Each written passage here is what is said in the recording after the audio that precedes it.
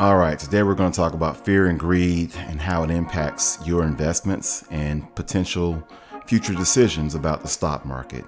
We've gotten the major risk out of the way, which was that debt ceiling crisis, and we've moved past the banking crisis from earlier this year.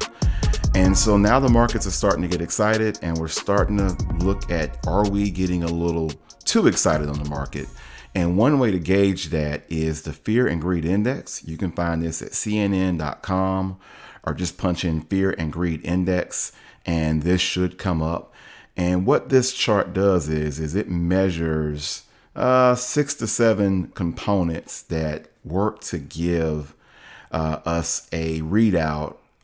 If there's greed driving the markets, extreme greed, are the markets neutral?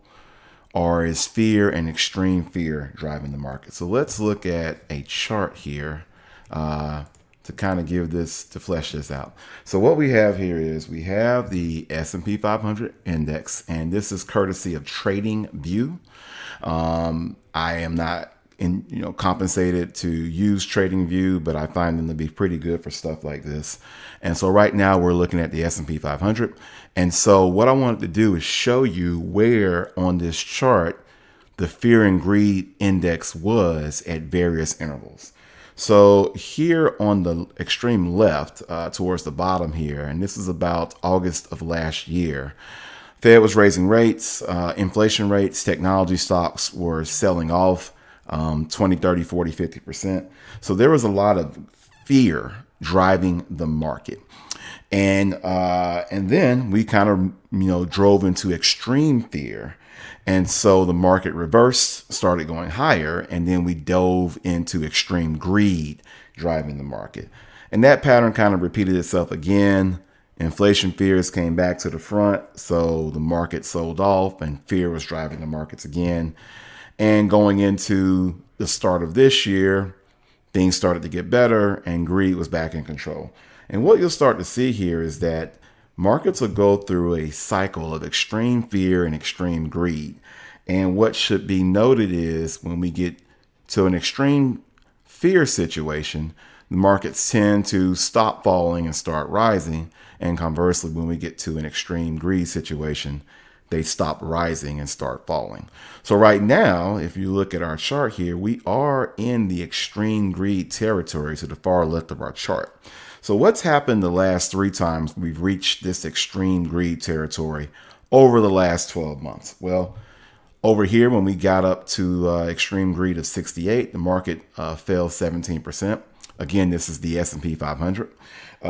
When we got over here to extreme greed of 76, market had a 7% drop. And then back in February, when we got to an extreme reading of 82, the market had a 7% drop. Now, what you'll know here is the biggest drop came with the lowest extreme greed rating. So there's no correlation between a lot of greed leading to a lot of decline or vice versa. It's just notable that when we do get to the extreme greed readings, typically over 65, that there is a decline that has followed, at least for the last 12 months.